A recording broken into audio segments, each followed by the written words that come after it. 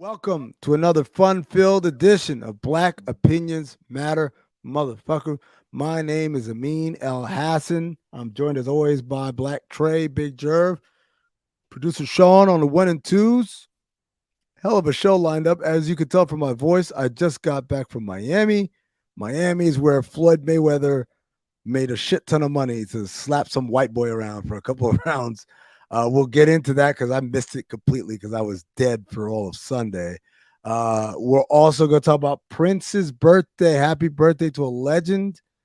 He's got some great stories over the years. I'm trying to figure out why, maybe we weren't huge Prince fans at the time. We're also going to remember the legend Clarence Williams III, great actor. You might remember him as Samson Simpson from Half Baked. But first, as I alluded to, I have no voice because I was in Miami for the 24-hour Freedumb event by the Dan LeBatard show and Meadowlark Media. I signed my deal, by the way. So shout outs to that. I'm going to recap some of the things that happened if you missed it and some of the things that happened behind the scenes that I know you missed. But first, patreon.com/countthedings. You need it. You want it. Sign up. Get the Overflow BOMM episodes.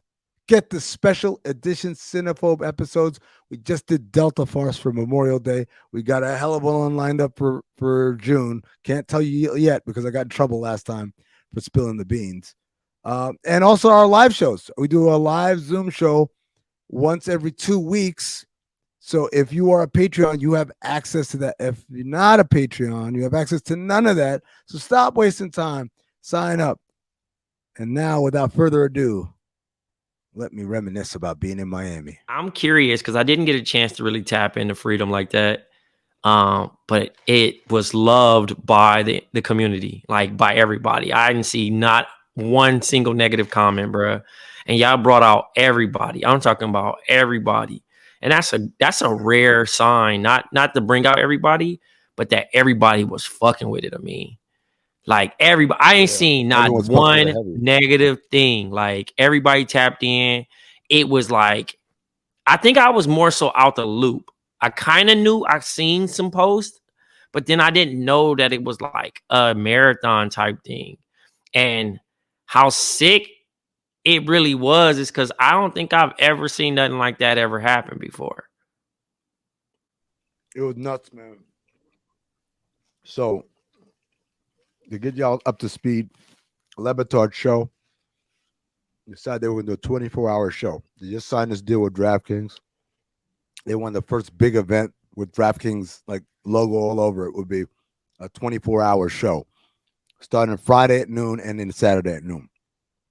And so they and I'm talking about wall to wall. We don't take no breaks. There's a couple of like pre-recorded segments. Like they went to the zoo. They did a little bit man on the street stuff. So they re-recorded those. And so these were like 2 or 3 minute breaks in between every couple of hours. But nobody, I mean, we were there.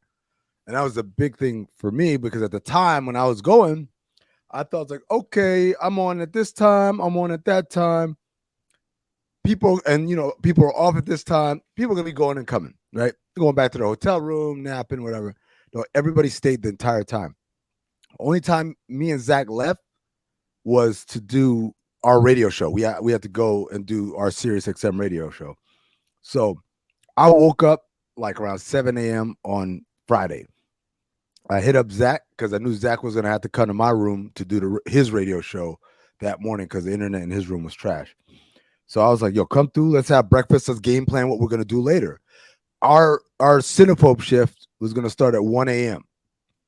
And we're supposed to interview Adam McKay, who is the famous movie producer, director. He gave you Talladega Nights. He gave you Step Brothers. He gave you the TV show Succession, the movie The Big Short. This dude is like a heavy hitter, right? Mm-hmm. But he's also in on this thing. He's in on this Meadowlark Media company that Dan LeBatard started. So he's coming and we're doing one of his movies. And so the other guest was going to be Neil Brennan because Neil Brennan was the director of that movie. And that's the only movie he's ever directed. And then they said, we might try to get some other guests who were in the movie as well. So you got like Craig Robinson's in the movie. Jeremy Piven is in the movie. Catherine Hahn. Like if you watch Anchorman or any of those movies, it's the same like 5 or 6 faces. Basically. Right. They're all in this movie, right? And they just rotate them, right? Right. Well, that like we're gonna try. It was like the whole thing we're gonna see. But Neil Brennan was factual, right? So again, going back Friday morning, have breakfast with Zach. All right, we're gonna do this. Jeremy Piven, obviously he's kind of like a little toxic right now in Hollywood, but he's also Adam's brother-in-law. So it's like, do we bring it up? Do we not bring it up? We start talking through all this shit. Does Adam know we're gonna shit on the movie? Like things like that. Zach does his radio show. I decide to go get this little splitter thing for when I do my radio show later with him. Come back, I'm drenched in sweat. I'm like, well, I gotta take a shower. I shower. By the time I'm done showering, he's done with the radio show. So let's head over. It's now noon. We get to the Clevelander. By the way, while I was kind of doing all this, I was pre-gaming. Okay. Right? What was the drink of choice? Rum. Okay. Pirate, Miami. I'm drinking rum, right? Okay. So I spiced rum. Bacardi Spice. If you hear. So Bacardi's listening. Bacardi, send us that pack. Yeah. So we walk in, and as we're walking in, I tell Zach we should walk in and pretend that we thought Cinephobe is right now to start the show. Like just to be funny, we're gonna come in and interrupt. So like I open the door and I went to the shipping container where Mike and all them sitting. And I started walking in like Roy Williams, that Roy Williams like, with the bottle of my head. And Mike literally, I opened the door, Mike said, "Get out." Oh, wow. Immediately, like it wasn't even like no, it's like get out. So I went out. They sent us to the roof. The roof, they built this fake pirate ship.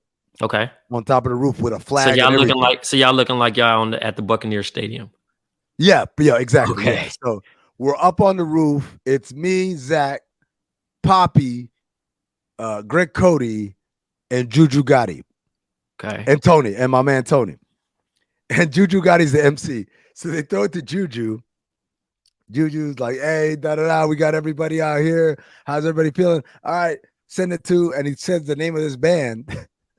But it wasn't time for the band to come on. So Dan's like, what are we doing here? Right. So that's how it started. So now I'm drinking. I go downstairs, and now we all chilling in the green room, which is, you could see the studio from the green room. It's not that big of a spot. And so we're drinking. And then Dan would just yell out, get Amin in here. And I walk in, it's like, Rasheed Wallace is on.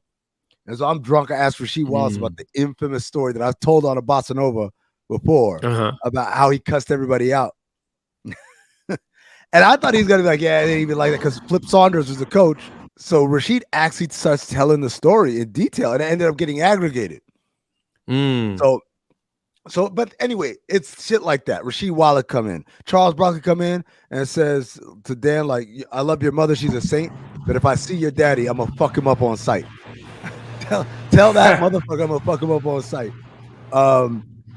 And and all the Jamel and Michael Smith came on, and they kind of redid the 6, and it was just a nice, like you said, everybody was fucking with it. Everything was all good. In the middle, me and Zach had to leave, and that's when the drama apparently popped off, because Tom Habisrow and Kate Fagan was trying to raise money for ALS, and they said if we raise a certain amount, Tom said I'm gonna eat this hot pepper, and then Kate said if you double it, I'm gonna eat this hot pepper. So of course they hit both the marks, and now like, is Kate gonna do it? She's not gonna do it. Skipper, who's the president of the company, is like, no, you can't force a woman to do this or that, They start arguing. Dan's like, you're not gonna tell us what to do. Y'all job is stay over there on that side of the glass. Don't be all up in here. And it was, this is playing out on air. This isn't a behind the scenes thing. Oh, okay. I was just about to ask, should we bossing over this or whatever? No. It happened on air, man. It happened, so it's fair game. So Kate, basically, while they're arguing, takes the pepper, pops it in, and then the motherfucker started throwing up. Her and Tom threw up. I seen live action, and then my man woke up. It ain't no baby. I will say that, bro. We We took some habanero. Me, Zach, Mariano. I think you did it too. Did you? 3 years ago, bro. And Yep. Y'all ate a whole pepper? Yeah, Carolina Reaper, and that shit hurt, bro. Like I didn't do the Reaper. I didn't do the Reaper. That shit hurt. Like it hurt for at least a day, bro. I couldn't consume nothing else. And I just was like, and I wasn't eating like other foods too. So that shit was all coming up. Like it was like my mouth burning, my jaws, the top of my nose, my mustache, you sweating like nigga said his mustache hurt. Bro, that shit was ridiculous, bro. Like the Scoville on it is like I don't even think it's like the charts, bro. It's like 2 million, legit. Yeah, it's crazy. It's one of the dangerousest things ever, bro. Like, don't do it. Like, what do people use it on? Like, do people actually cook with that shit? Yeah. No. I mean, I think it's just there's certain spices and things that I mean, like I said, it serves its purpose, but like it's not really for play. You know what I'm saying? Like not to just consume the whole thing. I think they dice it and kind of like because of the seeds, all that shit. Bro, everything is hot about it. It's just there to flex on people how hot you like your food. It doesn't add any flavor to your food. Didn't you brag about hot wings, Jerv? Yeah, I had like habanero, right? It was it was did y'all say ghost pepper? Nah, it's Carolina Reaper. Carolina Reaper is the highest. The what I had was the ghost pepper, and that shit was like I'm so think about that. Like doubled or triple, fam. Maybe even more, but I'm just saying, like, you're not even gonna try to put that on wings, fam. I do it for a bag. What they'll do is they'll grind it up and they'll dust like a chicken breast with it. Yeah, and that's just still not even great. Now, to be fair, Tom brought some hot sauces that were made from Carolina Reaper, and me and Zach put on some pizza. That shit was alright, bro. That shit was alright. It was alright. Dude, are you a hot? Do you like your food hot? Bro, I love my food hot. I got some. Hopefully, I mean, obviously they're not gonna send me no free shit, but Jemima sauce out in LA by the rapper Buddy and his boy Rufio. They got a nice hot sauce going on right now. It costs like $11 a bottle, but like if I can get that shit expedited, I just hate waiting for hot sauce, but they got a hot one that I've been using on everything, bro. Like I had like a jerk sausage, like biscuit. You know what I'm saying? Had cheese on it with the egg. Fam, I'll put some of that hot sauce on it. Yo, my G, you just hit the ground running. Like you not even fucking around with the fuck around. Like you over here eating all types of shit now. Jerv, it's been 6 months, bro. Yeah, it's wow. No, I mean, no. I know it's been 6. I mean, listen, we've been in this pandemic. I mean, podcast years is kind of crazy because, like, after a while, you do a year, that shit feels like 3. But yeah, Jerv. So it was before New York or after New York? Shouts to Cole. I've been eating meats, pause if need be, since January 28th of 2021. Right? Okay. That's why I shouted out Cole because it's his birthday. And I'm almost approaching my 6 month, June 28th. Oh, so you gotta do like a smorgasbord or something, my G. So I've been basically exploring new food. Like Thai's become a new favorite. Obviously Caribbean, Mediterranean food. I do not fuck with New York Mexican food. I have listened to everybody. I've hit every spot that's possible. I'm gonna leave that to LA. I do not really bang with New York Chinese. I think their Thai food here is elite. Oh no, bro. I got some spots I can send you, bro. And this is coming from a person that shits on New York. No. Here's the thing. I heard that I have to go to like the hole in the wall, like really greasy. And I haven't. That's the thing. I'm only going to take that recommendation from somebody I truly respect because I'm not gonna go to just Harlem and just be mobbing around, my nose wide open, trying to get some Chinese food. Just not working like that. But I'll trust Amin to send me to the right hole in the wall where I can get me some. Because that's the funny thing about it. In LA, we weird, bro. And this is why I know our Chinese food is not elite. We fucking use soy sauce for our fucking egg rolls. And out here, y'all got duck sauce. Duck sauce, my guy. I had ducks. So listen, the only reason why I had duck sauce is because the first time when we came out here, I had like a vegetable egg roll and I tried the duck sauce. And that was 2017. Before that, it was soy sauce, everything. So I was not doing it right. I use soy sauce. But you use soy sauce. But you're supposed to use soy sauce on like rice or something like that, but not the egg roll. The duck sauce with the egg roll is amazing. Elite levels, man. Yeah. Yo, you ever been to a spot called Woo Hop? I have not. I have not. Woo Hop? You gotta tell me where. I don't be knowing the place's names. It's on Mott Street. I don't know what the fuck that is. I don't even know where the Mott is. Okay. Mott's downtown. That shit was that was fire, bro. And now in my defense, I went late night.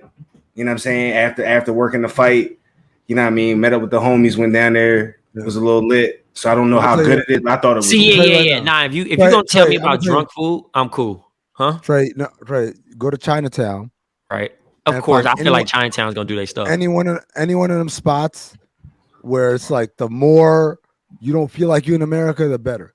I could send you to Flushing, but Flushing is that's deep. First of all, it's deep Queens. Second of all, I don't know if you want to have some like duck that's been hanging in a window or whatever. Yeah, that's like next level over there. Like I know. Yeah, I that's what I'm saying. In order to really enjoy food, I feel like you have to overindulge in culture, and you have to really tap in where the neighborhood is in rich culture. You know what I'm saying? Because if you just like, oh, I'm just gonna try to go to this, I'm gonna try to get me some Chinese food in Williamsburg. The shit ain't gonna be what it is. You know what I'm saying? That's not the answer. Yeah, nah. So I've definitely, because listen, Chinatown is dope as fuck out here. I fuck with Chinatown so much. So anyway, back to the Carolina Reaper. Yeah. So they go through that whole thing. It's a big argument, whatever. I don't know. I wasn't there. Me and Zach walk back in. Now, mind you, again, been up since 7 a.m. and it's now 1 a.m. We're supposed to do 2 hours of this show of Cinephobe. We sit down. We got the movie queued up because we're going to watch it. We can't play it because of rights issues.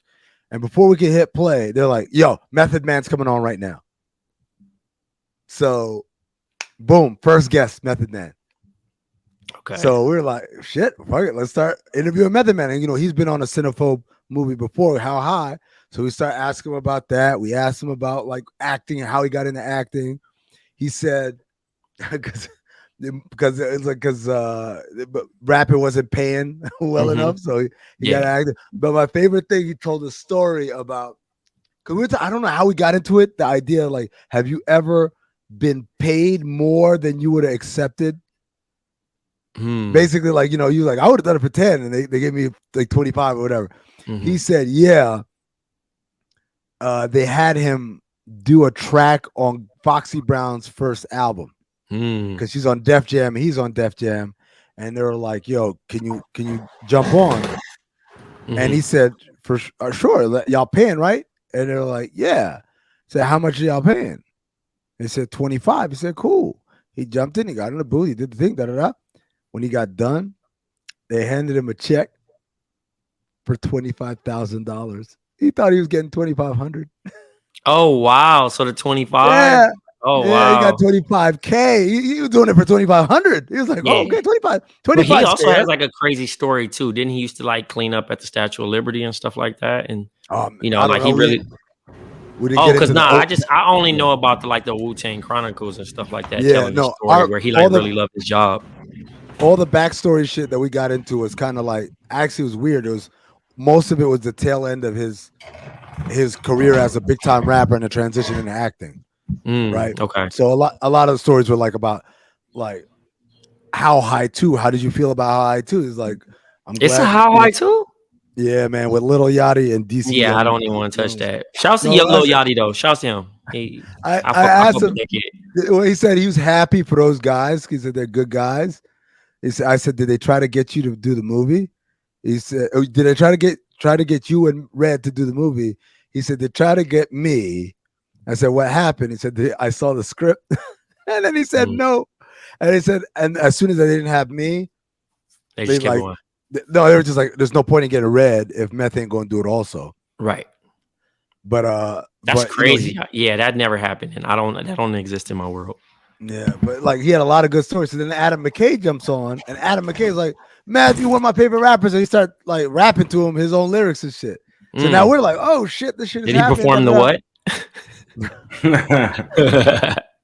And then Meth leaves. We start talking to McKay for a little bit, and then right then Neil Brennan come on, and then for the next like 45 minutes, it's like a private FaceTime call between Neil Brennan and Adam McKay, and me and Zach are just sitting there.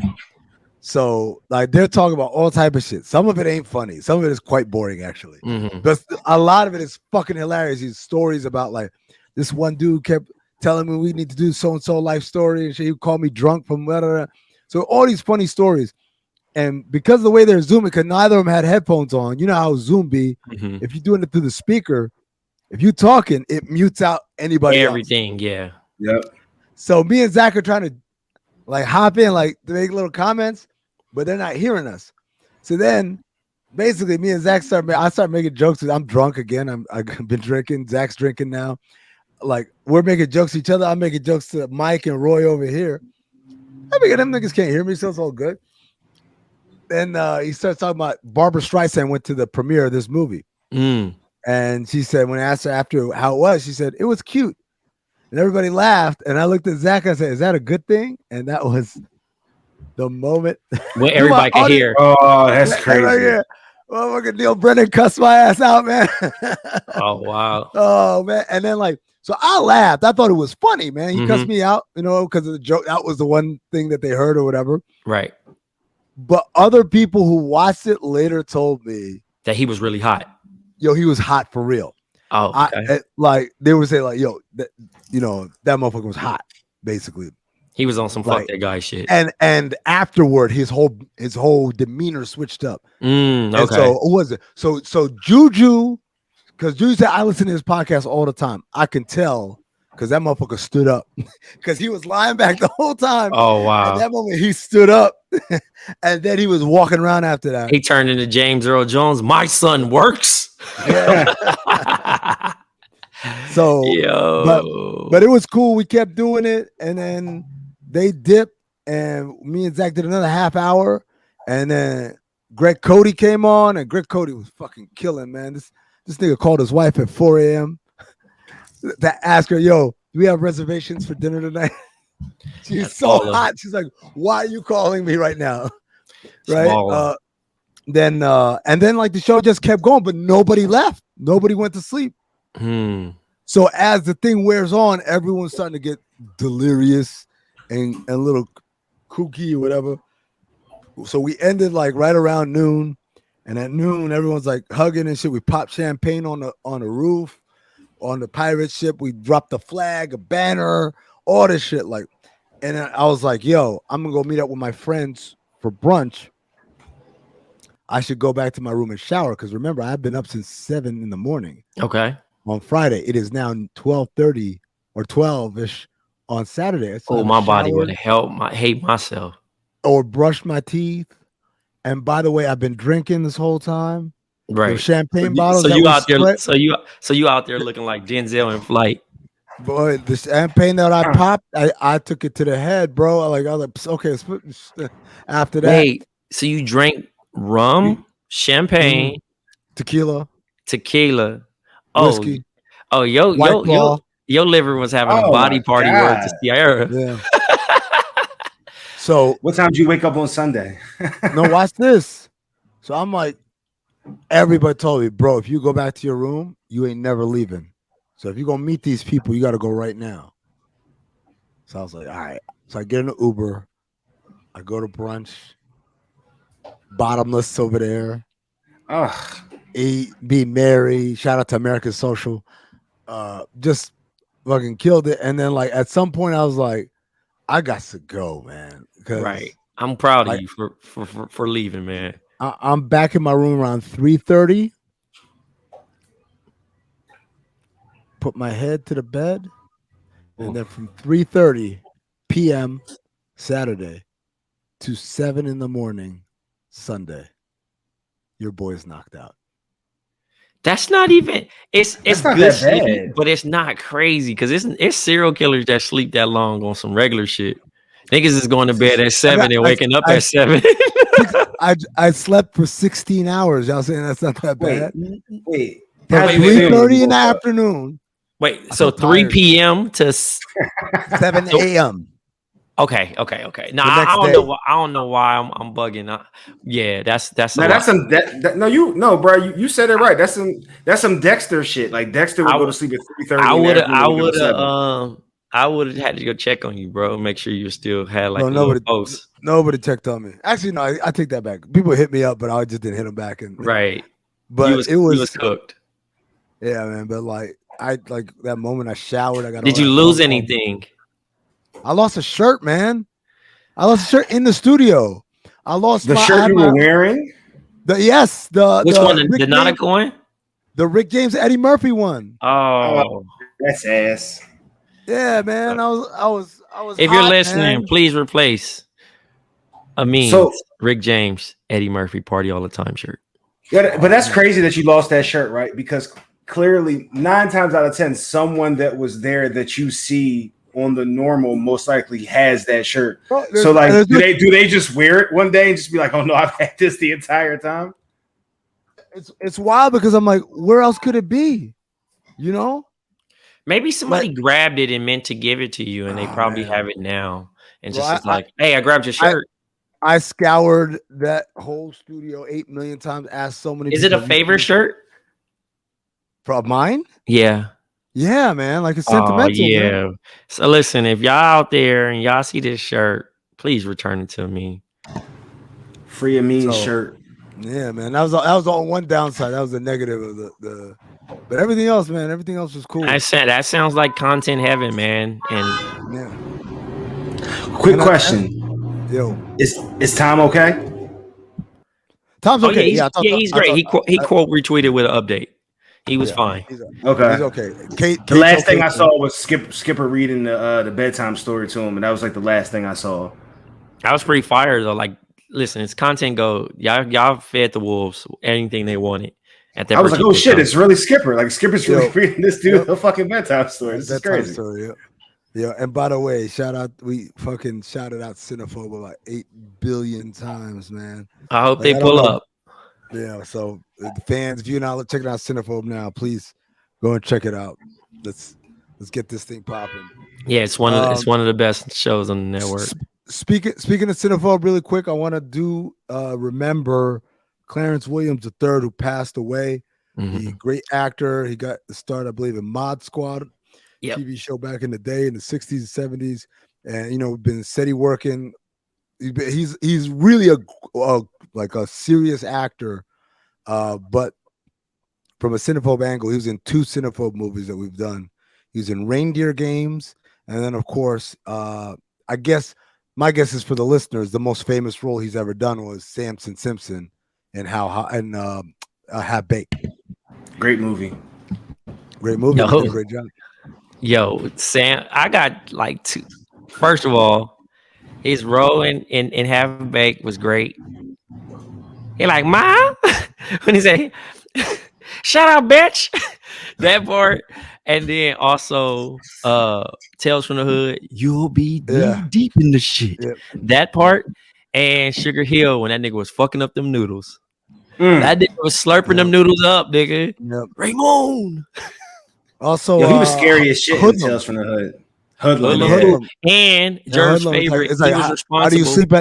How do you sleep at night? How do you know I sleep at all, Bumpy? That's the fucking killer line right there. He's like, how do you sleep at night? How do you know I sleep at all? And then Jerv's favorite. He's the reason why Ray and Claude went to jail for life. That's right. He was one of the card players, right? Yeah. He took his daddy's watch. Oh, it took me a couple minutes to catch that. I'm sorry. Go ahead and slander, man, so we can block you. I'm just saying, bro. Like, it's a great movie, man. I still don't understand. It's not a good movie. Like, it's just not good. Oh, and by the way, his most iconic role got to be like Prince's daddy in Purple Rain, right? Prince's dad in Purple Rain for sure. I forgot about that. Shouts to Like that. that's I mean, like if we're gonna pick like the most iconic role he's been in, but now I Speaking got of Prince, it's his yes, birthday. is it? It's his birthday today. He would have been 57.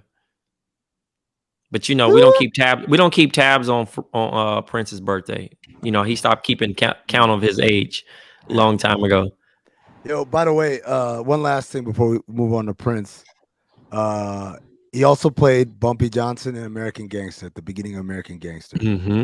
Frank Lucas's mentor or whatever.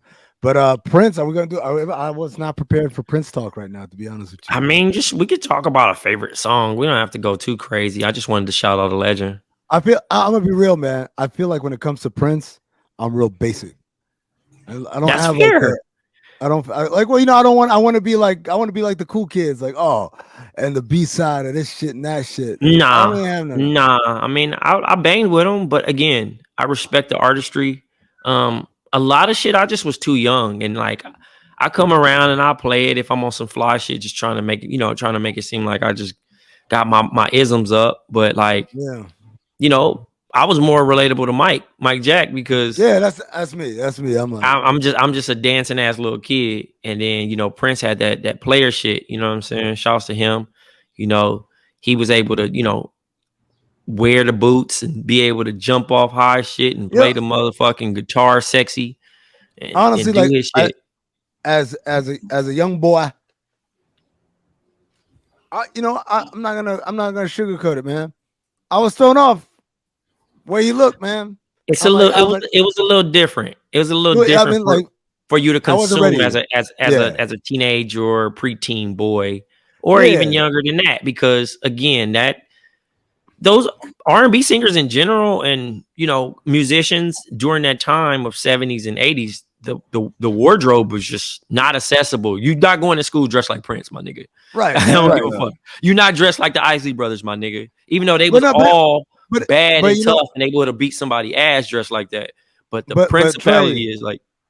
But Trey, it wasn't even that you weren't gonna be dressed like that. It's like, I don't want to dress like that. Michael Jackson was wearing some military shit and the one glove, like, yeah, that shit look cool, bro.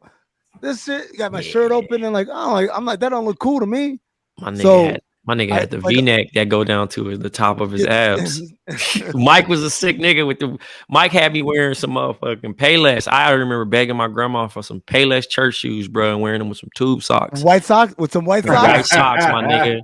And Moonwalker. Your feet was tight as shit in them. Listen, I'm wearing a motherfucking 5.5 and 5.5 Y, and I watched Moonwalker to the fucking tape pop, bro.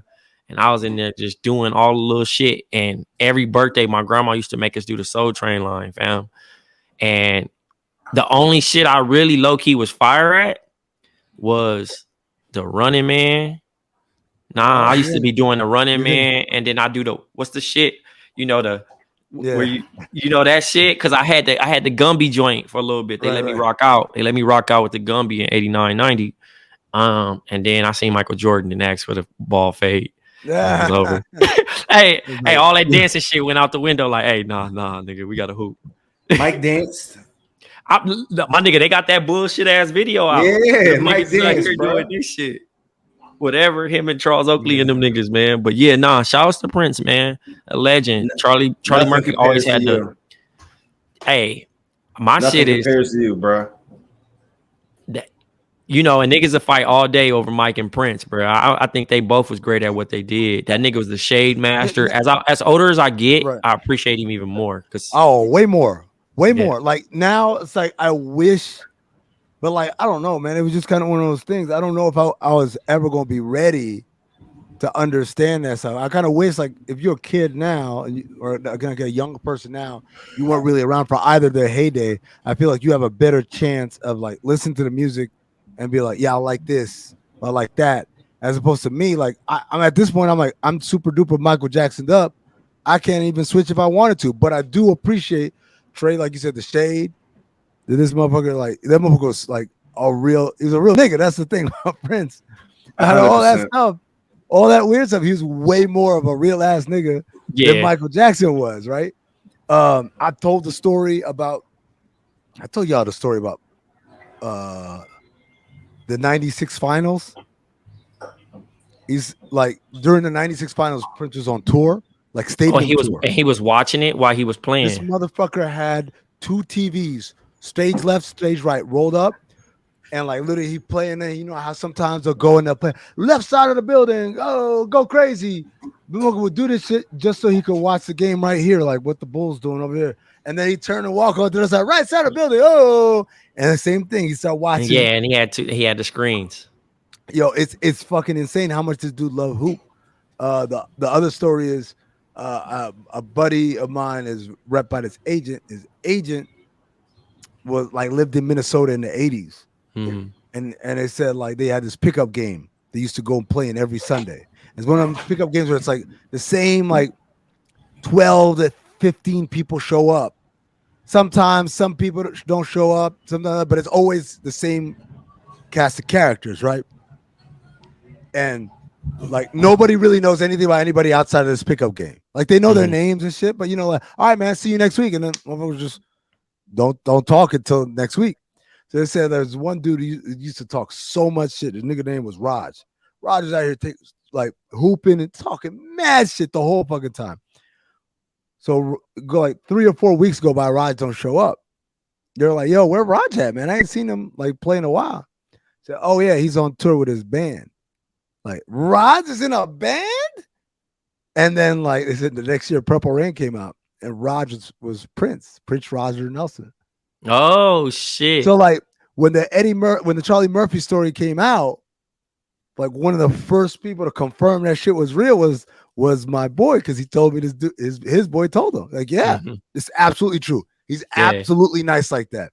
I saw Charlie Murphy live when he did like a little comedy stand up for a bit, and he was telling more stories. He was like, the nigga was like Steph Curry basically.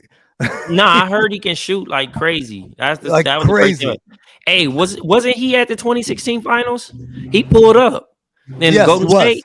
Yeah, okay. I knew I wasn't bugging because that shit was, first of all, that game, that was game 7 on Father's Day. Was it? Yeah, it was game 7 on Father's Day in 2016. That was when LeBron got the block on Iguodala. But niggas was walking through the building. And I remember the nigga had a bad one, and niggas was like, yo, that's Prince. And that's when the nigga had to throw with them glasses, them crazy motherfucking glasses. And I looked, but he was so short, nigga. The chick was with him was like 6 feet, nigga. Yep. So I'm like, damn, I can't get a glimpse of him. But like, you know, overall, they like, yo, he really love hoop. And that's when I really kind of start like believing all that Charlie Murphy shit. I'm like, okay, he really be locked in. They say, oh yeah, he be, you know, he really. And then Rex Chapman obviously told us the story about him coming to the game. They gave him tickets, and he was like, "Oh, hang out with us." And he took him They was in the limo. He took him to the club. He said, you know, basically he ended up disappearing. He ain't seen him after that. I forgot what other teammate they was with. This when he was playing with Charlotte. But like, yeah, he loved hoop. They talked about hoop the whole ride, and he just ended up just mystically disappearing. Yo, but my favorite thing is like the other shit that's true is that this shit bores me. That's what that nigga was, man. I saw an Eddie Murphy interview. He said he didn't make pancakes, he made waffles. Like there was like the details that were wrong about the story were like so small and inconsequential that it was like, yeah, but like, you know, that shit happened. Yeah, the niggas really didn't change. Oh no, they said Charlie and them didn't they either didn't change clothes or they bought their own clothes. It wasn't like Prince had like clothes laying for them around. Oh yeah. Just had them all dressed up and shit. Yeah, but Prince and his boys really were dressed like from the club with blouses and shit. Like that shit happened. My nigga, a nigga getting light on you in a fucking Bram Stoker fucking vampire interview with the vampire type of blouse, nigga. I'm never hooping again. You get light on me like that. Yeah, man. You give me 40 in that blouse, nigga. I'm never touching the basketball again. Straight up. These niggas was running plays and shit. Computer blue. Computer blue is amazing, my nigga. Darling picky. That storytelling is so good, bro. Like for real. Shout out to Charlie Murphy, man. Shout out to Prince. Rest in peace to two legends. So the last thing we got on the docket for today was the Mayweather Logan Paul fight that I have no idea what happened because I was like in a body bag for pretty much all of Sunday. So I have no problem with this. I've seen a lot of people like, oh, what happened? I don't know what happened. Like I don't know. So first of all, the undercard, Chad Johnson fault. He got put on his ass. No way. Not but not like that though. Like he did okay. Did he hit the canvas? I mean, bro, I'm just comparing. Did he hit the canvas? I'm comparing to Nate Robinson, dog. I'm just asking. Did he hit the canvas? He did, but he got literally right back up. Don't get no. Had his hand up like the Black Power. No, I'm not saying that he got. He was out of it, but he basically got knocked down. So that's an L. But they didn't do winners and losers. You know what I'm saying in that situation. Yes, fought. And that was it. Yeah, it's 4 rounds. Shouts to him. He's fast as shit though. I think Chad's like probably 41 or something. That nigga's fast as fuck, bro. Yeah. I think the reason they didn't do winners is because it's all in the contracts. It's all in the contracts like that. Well, I think legally, right? If they score the fight, they would have to technically be able to be bet on. I think is how that works too. I think. I have no idea. I know Floyd was not taking no risk with that shit. But he knocked. Oh yeah, go ahead. My fault. Fast forward to the fight. Jake Paul. I mean, like to be honest, he landed some punches, but if you look at the card, it looked like he ain't land nothing at all. You know what I'm saying? Because Floyd is obviously an entertainer, and he does what he does, and you kind of like if you're not a fucking boxing enthusiast and you don't really love that shit and you only come for knockouts, his fights are normally boring because he's such a defensive fighter now at his age. So like you're just watching the beauty of him dodging punches. He's really kind of like how that Mike Tyson doc where motherfuckers pulled up to Vegas just to watch him work out. That's how that shit looked like. But there was a video that came out today where he actually caught Paul and he held him up. Rocked him. He hit him and he caught him and held him up like as if he was hugging and he gave him like a chance to he's like it's almost as if he's telling him like, yo, swing at me until you get your feet back because he looked like he done caught him. Like you could tell super duper early in that joint that like even though you knew automatically going in like there was no worry, there was no nothing. Like Floyd literally would just stand there, put his guard up, and then it's Logan. Yeah, Logan would just swing, and then he'd get tired. Was it Logan or Jake? Doesn't fucking matter. One of the Paul. That nigga got 20 M's. I know that. Yeah, and Floyd would just boop boop. And then, like, you know what I mean? And then he would just stand there with his guard up. He would miss him a lot of times or whatever. The one thing that I say that I took from it is, one, Floyd's old as shit. 44. Right? Yeah, like, he's old, right? Like, goddamn, I'm almost 44. But he's old as shit, right? I mean, what will change a Jerv to boxing years? 44 in boxing years is 78 years old. That's a lot. But he's still fucking quick. He's quick, but I'm not like a super duper fan of the sweet science, but I watch it, right? Like I don't know all the shit to it, but I know enough that I can tell you if somebody's nice, somebody's trash, or whatever. And I've seen Floyd get less and less and less, but the drop off that I saw in him from this fight, from whoever it was that he fought last, I guess it was McGregor or whatever, like the actual real fight.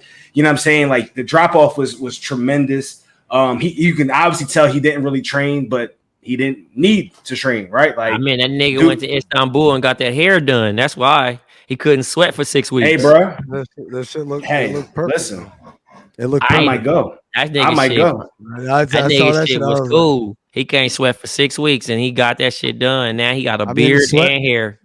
Would y'all clown me? Would y'all clown me if I went to Istanbul and got a hairline? Self-care. Bro, I would ask you for a referral. Clown you. Yeah, niggas ain't doing all that. But overall, like it was entertainment. It was entertainment. People, tapped in. Obviously, the wrong. Sometimes fans look at it like, they just want to see, one of the Paul brothers get hurt. But like that's not the case. And then also you have the purists that's saying, this is made of a mockery, and why would he do such? And boxing is this and that. It's like it's entertainment. That's all it is. Let me ask y'all a question. Do you think there's anything in the contract that tell Floyd you can't fuck this nigga up too hard? He did. Oh, Like he was I'm saying he fucking him legit up. knocked him out. Like he knocked I him know, out. but I'm talking about Jerv, like, because it's my belief that if Floyd Mayweather wanted to knock this nigga out in round one, He could have did it for he could've sure. done it in round one. For sure. For sure. Like, For sure. I don't give a fuck who you've been sparring with. I don't care how little Mayweather. That nigga is. Floyd was in there looking like Lil Mac fuck- on Punch Out. pro fucking fighter, man. I think That's pro power. Floyd knew how much Floyd knew how much the difference, which I don't understand how it would be, but the difference in the fight being him getting more bread probably if it goes the distance as opposed to if well, he, it was a him. full commitment. It had to be a full commitment to making it to 8 rounds. Oh, okay. And that's why that nigga held him up. But like, yeah, it was times where he got caught on the back foot. He was open, and he, niggas that really do it could spot that. With a tap. Could spot that. Like me, you. I don't give a fuck what type of street record we got. We getting that motherfucker. We going to bed. So off one little wrong. That's why I was looking at Ocho Cinco like, bruh, it's cool. I mean, like I appreciate you doing it and lasting 4 rounds, but so he got a mill. No, he got an M. He got an M for his for 4 rounds. A mill to knock something off your bucket list. That's pretty fucking dope. But, yeah, and he called out McGregor next. Making a mill is my bucket list. Good Jerv. Yeah. Hey man. Facts. Yes. Oh, shit, man. Well, damn. Do we want more of these kinds of fights? By the way, did they have? No, I don't want any more. Hold on. They didn't do the shit with the music and like it wasn't. I think the Migos performed, but they had these Samero due to the. Yo, that was actually the dopest. That was actually pretty dope to me. I mean, if you fool with them, you liked it, and I like their banter. I like their their whole. They did the play-by-play. Yeah, they did the play-by-play. They did the play-by-play for the exhibition fights, and then they interviewed Floyd pre-fight. After Al Bernstein said there ain't gonna be no fucking, he ain't doing Floyd ain't doing pregame interviews, and then look, I'm all for them getting the bag, bro, straight up. But I still prefer Snoop because Snoop was just hilarious, bro. You can't. I say this, I would have wanted them. Do you feel like it'd been overkill for them to be with Snoop? Would that have been overkill for you? To do what? I feel like that to be the team. Okay, Jerv, I would say this because you need someone that knows in order for people for shit like that for them to shine. You not even know what to talk about. Someone who's just gonna be normal, gonna be like serious, right? So that you get the contrast of like you can't have all ketchup, man. You gotta have some French fry in there, so the ketchup pop off the way it should. And so, also, go ahead. No, I'm saying also, speaking of Snoop has become the executive creative and strategic consultant at Def Jam. Oh, shout out to. So he might be opening up some Def Jam West shit, Yeah, we've heard rumors for years, for decades of Def Jam West, Bad Boy West, all the West. I feel like we've done this before. Yes, we have. It never works out. But shout out to Snoop because I fuck with him and I think he's a great person. So, all right, that's gonna do it for us here. Black Opinions Matter, motherfucker. Remember, Count the Dings Patreon. Remember, it's patreon.com/count the dings. Make sure you subscribe. Make sure you're getting those overflow episodes, those special edition cinephobes, those live show invites. You want all of those. You need all of those. Make sure you are a Patreon. Thank you to Big Jerv, Blk Tray, to producer Sean on the 1 and 2s. We'll holler at y'all next week. Stay black, motherfuckers.